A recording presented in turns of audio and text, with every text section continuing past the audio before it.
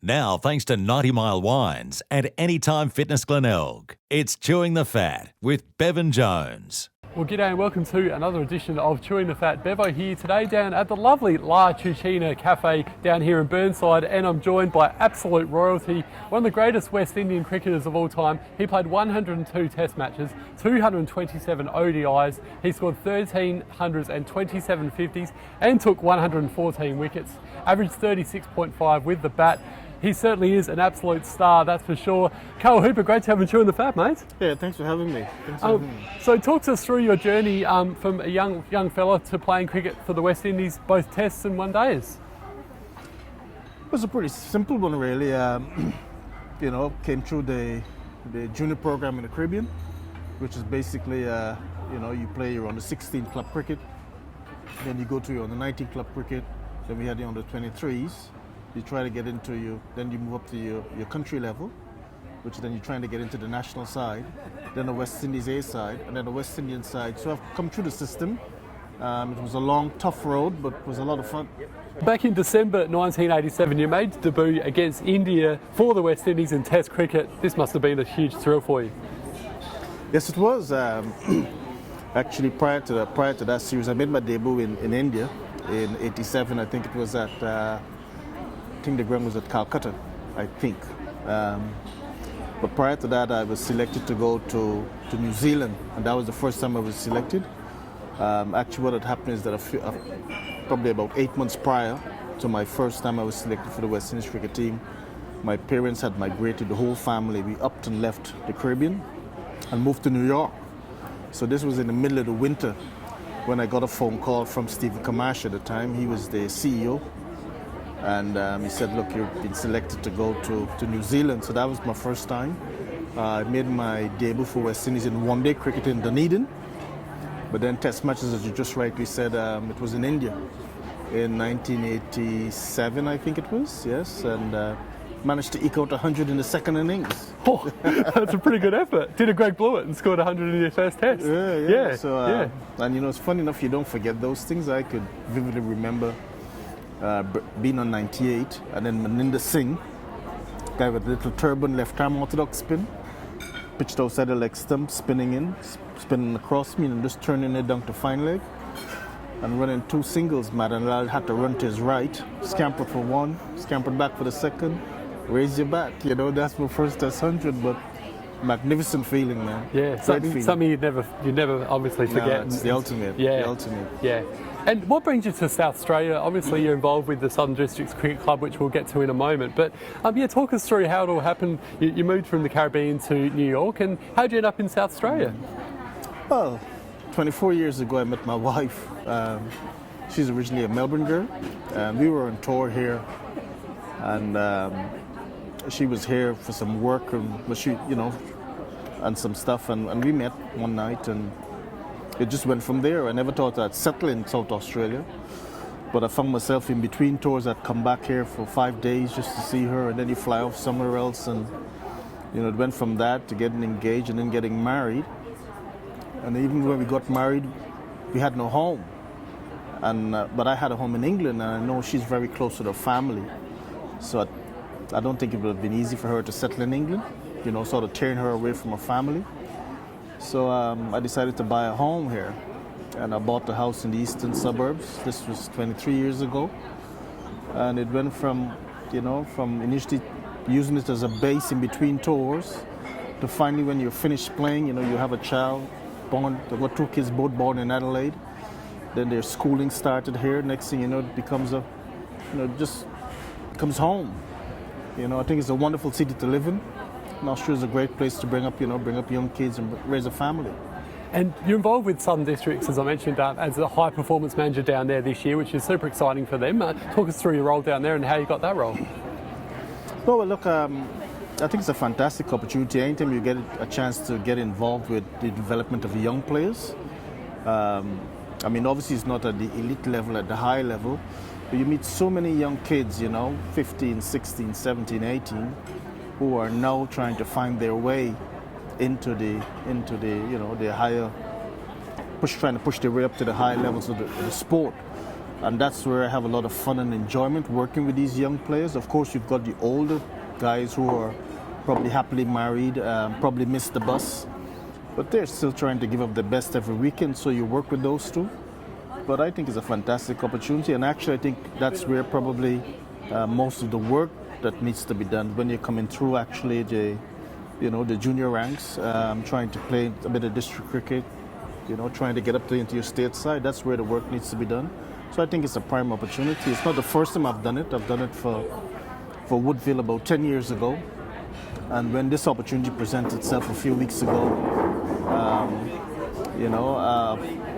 it's difficult to say no because the offer was good in terms of I've got some financial commitments during the summer, and the club was also very willing to work with me, so to make sure that I can meet those commitments and at the same time be of some benefit to the club. So, it worked out for both parties, and I said yes. So, looking forward to it now. And let's talk about your career. One of the few players that actually played, I still can't believe this, with no helmet. You were actually one of those guys like Richie Richardson and Viv Richards that getting these balls bowled at you over 150 kilometres an hour, and you didn't even wear a helmet. And this day and age, we're seeing guys still getting struck on the helmet all the time. Wasn't that scary though, facing these guys, and also in the nets, Curtly, Ambrose, these sort of blokes without a helmet? Well, I've been clipped a couple of times without, the great Malcolm Marshall, may he rest in peace. He clipped me one time behind the ear. Courtney Walsh did it one time too. So I've been clipped a couple of times. I think as a young player growing up, it wasn't available. It just wasn't there. During my cricketing career, it was introduced, but it wasn't compulsory to wear it. I mean, if I was coming up in today's era, I'd definitely wear it. I mean, after you see things, the unfortunate incidents like, Kim Hughes. I was watching a game the other night, not Kim Hughes, Philip Hughes. I was watching a game the other night with Andrew Russell being struck behind the head again. I would use it, no doubts about it, but just when I was coming up as a young player, it wasn't available. So you just got to make do without it. You probably got to watch the ball a little bit closer. But look, if it protects you, I'm all for it. And in the nets, what was it like facing the likes of Malcolm Marshall, Curtly, Ambrose and Courtney Walsh? That must have been pretty scary. Well, yes, but the good thing about it is that you grew up sort of facing genuine fast bowlers. Back in the sort of, the Aussies were pretty dominant in the late 70s, all through the 80s with a whole host of fast bowlers. So as a young player coming through the system, you grew up in it. Guyana probably is not noted for a lot of fast bowlers, but when you play against the other islands, you play against Barbados, Jamaica, and you've got to just prepare for it. So in the nets, it's obviously very intimidating, but you just get used to, balls coming at your head and so on. And at the end of the day, it tests not only your skill level, but also your heart, because you must have a bit of ticket to face these guys constantly. When you go on a tour, you face them basically for 3-4 months, in the nets, But look, it's something that I enjoyed and I forever cherish. And there was that massive rivalry between Australia and the West Indies. What was it like though, being in the heat of the battle? Well, those were the days when we probably had all the firepower, so it was always good to be on. I was happy playing on my side. I can remember numerous times you sort of stood in the national anthems for both sides being playing, and you on this side and the Aussies on that side. And you just know you had all the firepower. We had 4, We had Walsh, Ambrose, maybe Patrick Patterson, Winston Benjamin or Kenneth Benjamin, 4 good ones. And you just know sometimes the Aussies was always, you always felt as if you were in for a battle. They were tough, but you know that they would eventually succumb to the, to the firepower that we had. And then we had some great players. I mean, when you look at players like Viv Richards and Desmond Haynes, even after those 2 went off, you had Brian Lara coming through. We had some very, very, very, very good players. So while the competition was tough, it was a good feeling knowing that, at the end of 5 days, we are more likely to come out the victor rather than the Aussies. But, again, these are moments that I will cherish forever. And this is one question you've probably been asked before, but who was a better player out of Brian Lara and Viv Richards, and why? I think they're different. I think Brian probably was more driven by the records, maybe, while Viv was probably a little bit more for the entertainment. So Brian was the sort of bloke who probably was keeping an eye on what Ponting was doing across the pond or what Sachin was doing in India. So he knew exactly how much runs he was behind him and so on, which there's nothing wrong with that. I mean, you got to, whatever drives you or whatever rocks your boat, you use it. Whereas Viv, I don't think he cared about the records. All he wanted to do was to win and dominate. So as far as he was concerned, it was about this game. So if 125 was going to be enough to win the game, that's what he'll get. He wouldn't be thinking, okay, you know, Javed Mian, I'm 65 runs behind him, let me try and get that extra. He wasn't like that. But I would have thought, in my book, Viv was probably a little bit more intimidated, a little bit more imposing, because I've batted with both players Viv maybe not in his prime, but even then he was so intimidating, and I've batted with Lara in his prime, and I just thought that Viv, because of it's the aura, the hold that he had on the opposition. I mean, you can genuinely see when he walked out to the creases, like, here comes the king. I mean, everything just went quiet, you know, and you could just see that he commanded that sort of respect. So I would probably say, in terms of imposing their will on the team, Viv. But then again, you can't look past Brian Lara's record. I mean, a man that's scoring triple hundreds and got a 400 in it. It's just crazy. I mean, his figures are phenomenal.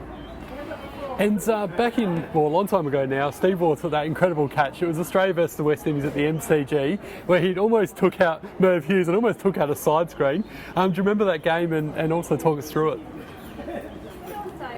Which game was this? It was the one where I think Steve Waugh took that catch in the outfield, yeah, and he almost hit the side screen, and he almost took out Merv Hughes at the same time in the MCG. It was a one-dayer. Don't remember it? No, I can't remember that. Can't remember that one? No.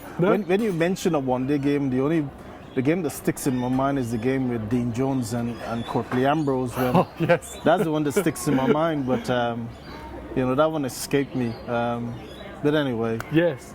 You know. There were some great battles over the years, and obviously the one with Michael Bevan scoring that four off the last ball with Roger Harper as well. And I was the bloody suckers feeling that long on, and the ball probably passed, I don't know, a couple of yards just to the right. If my hands were only longer, if it was a little bit quicker, might be able to stop it. I think they needed 3 of the last ball or 2 or whatever. But if I had stopped it, we would have won.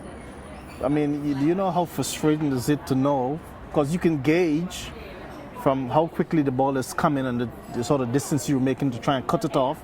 You know halfway that you're not going to get there. Yeah. Even if you dive, you're not going to get there, you know. But I can remember Roger bowling from the pavilion in. I was at long on, and Bevan hit it just to my right, and they won the game. Oh. Heartbreaking.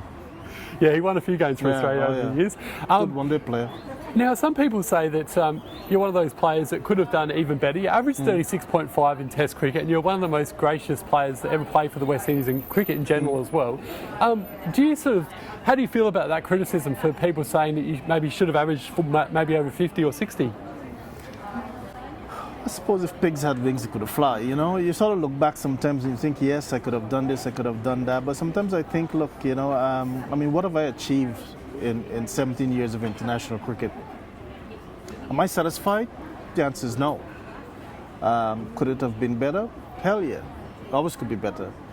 But then, I mean, what are some of the mistakes that I think I made along the way? Well, I'll tell you what it is. When I was a young player coming through the ranks, I mean, I hit a lot of balls, and I primarily focused on my batting.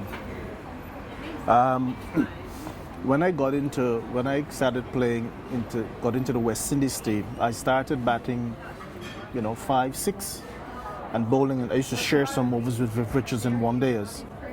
Then there was the introduction of the 90 overs per day rule.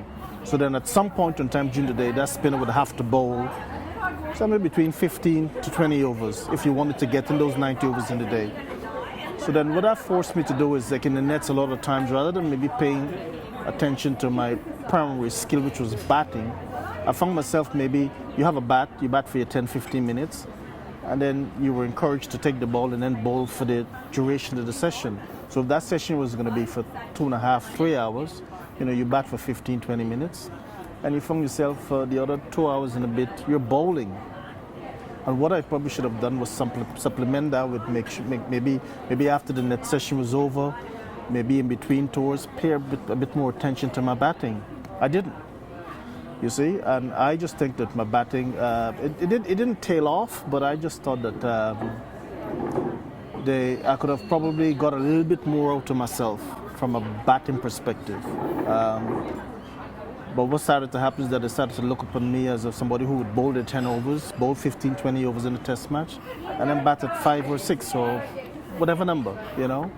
So I think that's an area that I think that I probably should have addressed a little bit more. And the next thing too, I suppose, is that as a young cricketer coming through the ranks, the fact is, my parents had no interest in me as a cricketer.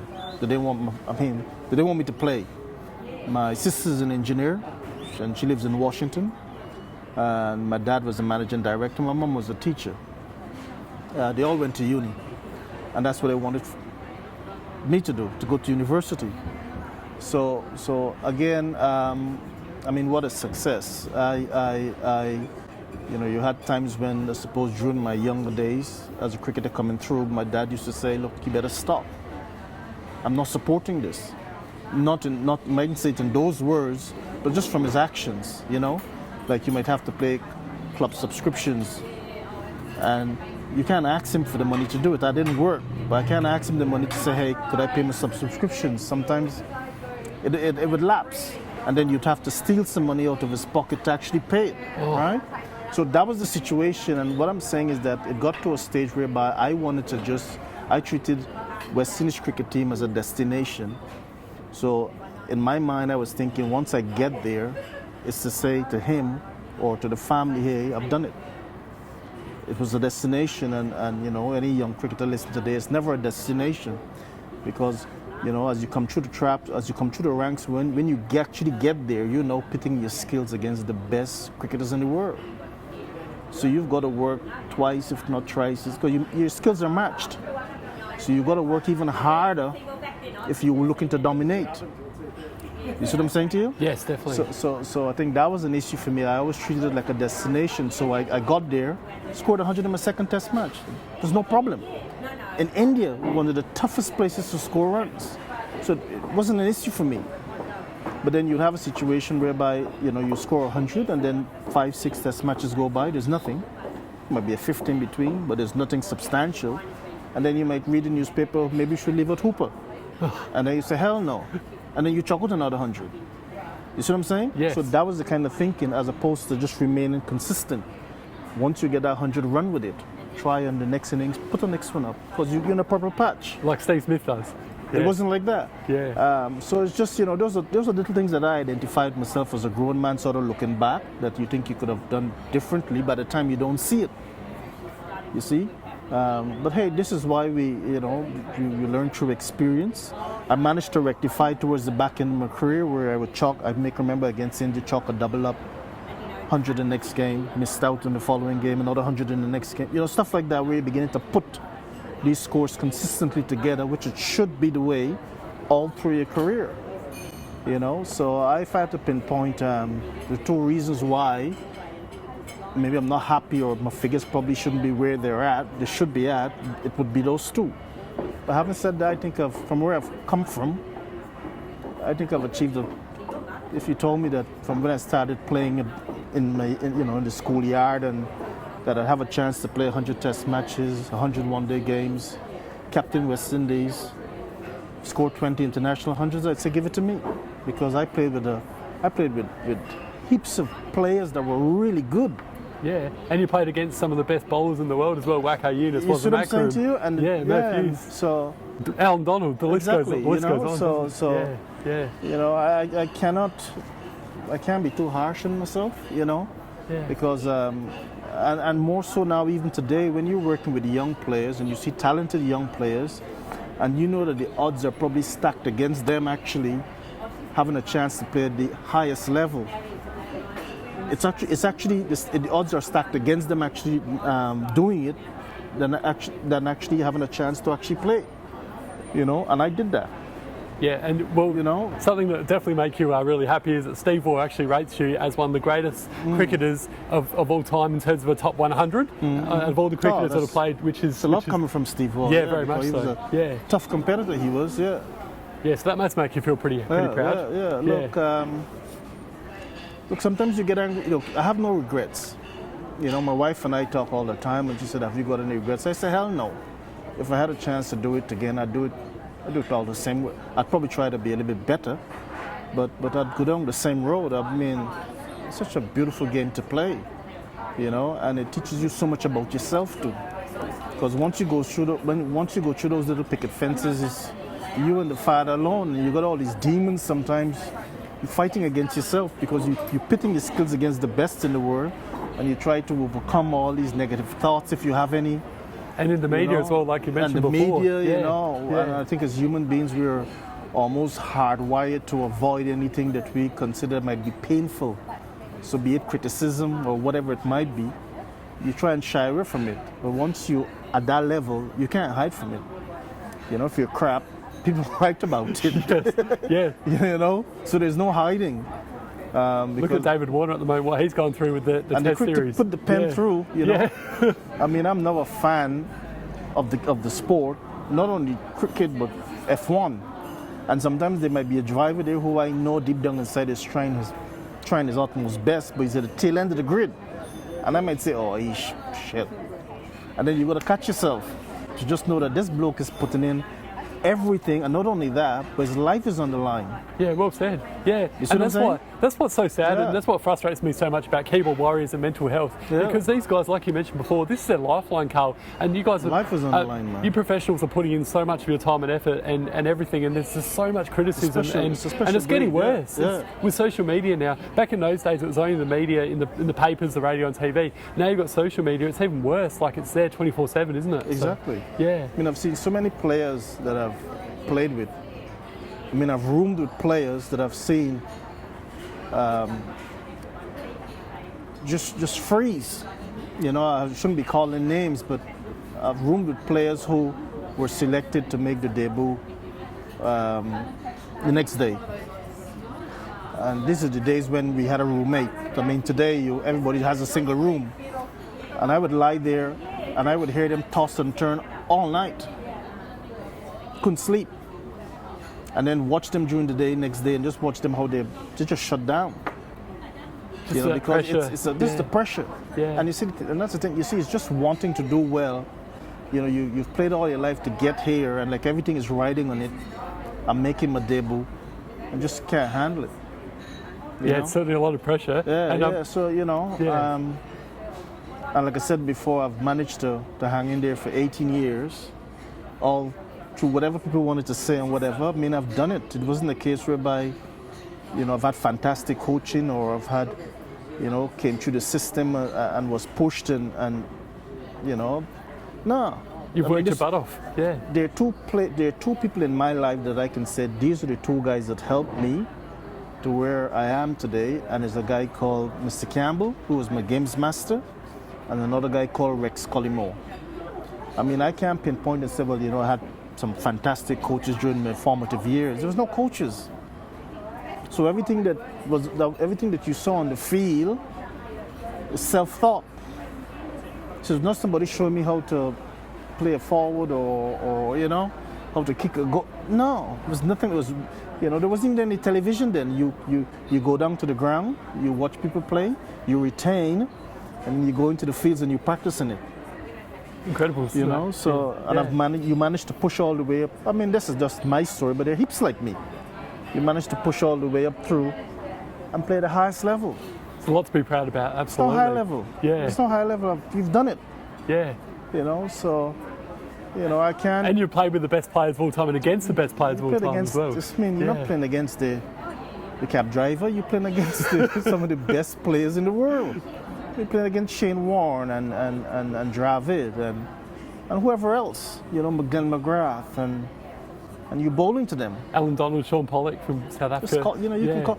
And like I said before, look, I mean, everybody's got their own story, but I've got my own story. I mean, I can only be real to me, and I know what I've come through in order to get where I am. And it wasn't an easy road. You've certainly got lots to be proud of. And that's why I like working with the young people, because sometimes people think it's, look, man, once you fall in love with this game, when you fall in love with this game, and you find the reason why you want to play it, you got a good chance of pushing through. Is it going to be an easy road? Hell no. But you got a very good chance of trying to get there, you know. And that bridge, to me, you know, the bridge whereby, let's say, between first class cricket or even say district cricket and say test cricket, you know, as you cross that bridge, I mean, it will be littered with setbacks and disappointments and whatever else. And that's the bridge that people quit, you know. They said, no, stopped, you know. And I've crossed that bridge. And you've played with some very interesting characters over the years, but I heard a recent story that Patrick Patterson was a bit of a character that you like to room with. And what story have we got to share there? That's, I mean, you heard about him, but he was the guy that I roomed with Patrick on a tour to Australia. I can't remember what year it was, but this is before, you know, 9/11, and back then we were treated almost like royalty to the West Indies cricket team, you know, because we were dominating. You know, we had Viv in the side and Greenidge and Haynes and all these superstars. But he was Jamaican. I mean, I don't know if a lot of people know about him, but he was quick at the time. Probably one of the, I mean, he would have been up there, you know, certainly late 140s, if not in the 150s. I'd have thought easily 150. Yeah, man, 150. It was quick. It was kilometers per hour. But he was a big weed smoker. You know, he smoked a lot of marijuana. So I can remember we would arrive. Not that we condone that, of course, ladies and gents. We'd arrive here in Australia, and, you know, no sniffer dogs and so on. All the bags just go through and whatever. And we'd be flying from state to state. And in his kit bag, I mean, if the cops only pulled him over or the sniffer dog on his sniff, I mean, guaranteed, he'd probably be sent to jail. I mean, he had so much weed, and he used to smoke. I mean, I don't thought there was a day, you know, I don't think there was a day that I actually lay in my bed after a training session and their room was not like a nightclub.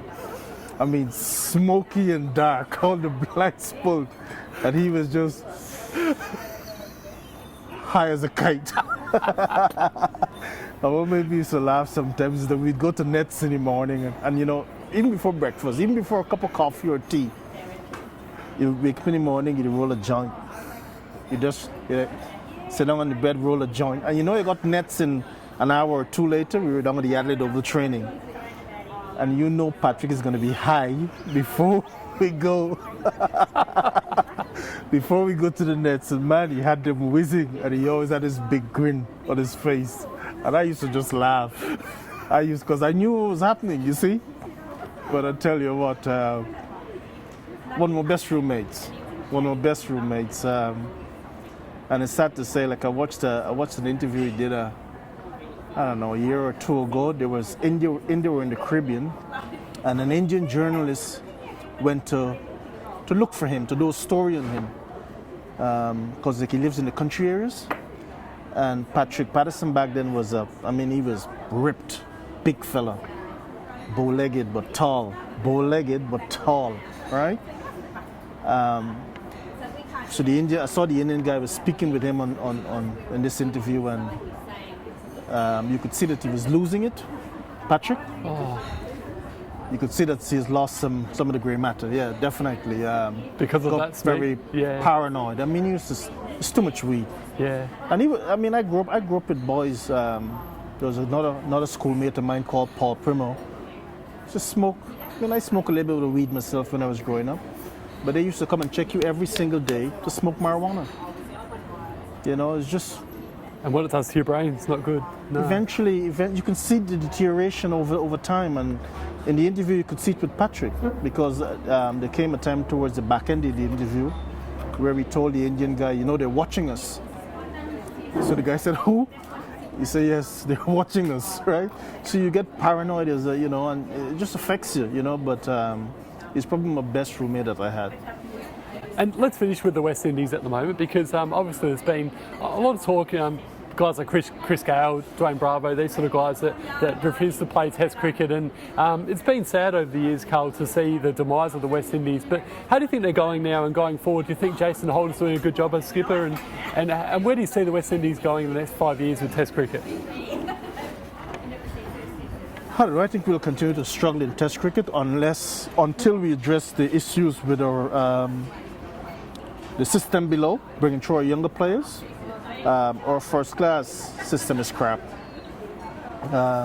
which makes it difficult, I think, to have an accurate assessment on a player coming through, because you will see a player who is scoring runs or getting wickets, and you say, yes, he looks good, I think we should give him a try. But deep down inside, I think even these selectors, who are a lot of ex-players that came through, say, back in the late 80s, 90s, they know that the first class system is not a good one. So you pick a fella and you stick him in a test match, and after 2 games he doesn't score runs or get any wickets, and you start second guessing yourself. A perfect example is the recent World Cup. You had Kieran Pollard available. He wasn't good enough to get into a 16 that you took to the World Cup. So then the World Cup is over, we were terrible. You're going back to the Caribbean. The Indians played 2 test matches and pummeled us. Played a couple of T20 games or whatever. And then 2 weeks ago, you named Kieran Pollard as the captain of the 50 over competition, the 50 over one day ODIs, and the T20. And we have not played no ODI cricket between the World Cup and his announcement. You see what I'm saying? Yeah. So one result, that could be a lack of just planning and thought.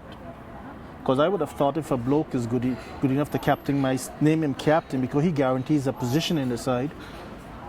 Less than 6 weeks, 2 months after the World Cup, then he must have been good enough to get into a 16. Yeah.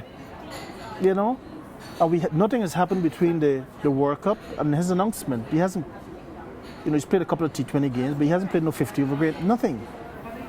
So there's issues left, right, and centre, man, and we keep trying to fix it from the top. Coaches, change the manager, change the selection, the selectors, put in a panel to overlook the selectors to make sure the selection process is working efficiently. But at the end of the day, don't want to be disrespectful. If you're picking from shit players, I don't care. You're picking from shit players. If they're not good enough, I don't care who you bring to pick them. I might say, okay, I don't think he's good enough, maybe him. Is it going to make a difference? It's not going to make a difference. You're going to win the occasional series here and there if you're lucky, or the occasional one-day games here. But in order to put together, sustain the run, it's not going to happen. Not until we go back and address the system by which our young players are coming through, and then our first-class level. I think that's the hardest part, because back when I was coming through, you could have picked a second West Indies. Yeah. A strong second West. In fact, we did. We sent them to South Africa.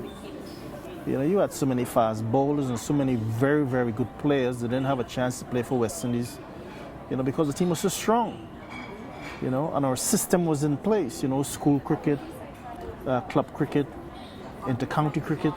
It's sad, isn't it? Demise. Like, it's just, everyone wants to see the West Indies up there, with the best, like the old days. So, and sometimes I wonder,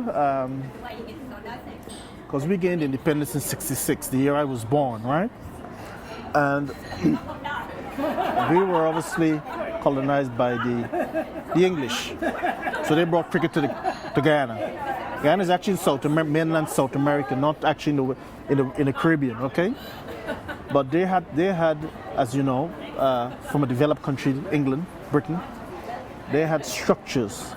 So there was accountability, everything was in place. And you wonder if I came through the last bit of structures that were implemented by the British then coming through. Clubs were there. You had all your different cricket in the schools. The systems were in place. Because I reckon since we gained independence in '66, even my country has slowly gone backwards. The Guyana that I grew up in the 70s, late 70s and 80s, was a beautiful country. Beautiful, clean. A lot of wooden buildings painted really prettily. You could walk through the city, the white canals, they're free flowing. the airport, I mean, we had 7 or 8 international airlines coming in. You could fly directly to Europe, you know, you could fly directly to North America. You know, now we've probably got, you know, 1 or 2 international airlines that you got to go via Trinidad or via Barbados. So just tell you about the structures that are in place. And all of that is broken down. Today, my country is sort of gone back in time. And I just wonder if, well, not that I wonder, I know also that reflects also in the thinking of the people. And also it would not affect just you, the way you think about life, the young people, the way they think about life, the way that they approach sport. You know, that's why I suppose you find so many young players now just hustle for the T20 cricket and cannot sustain skill levels over long periods of time because everything is... It's so short, sharp. Yeah. You know? Yeah. So it's sad, but I think it'll be a while before we come back, if we ever come back.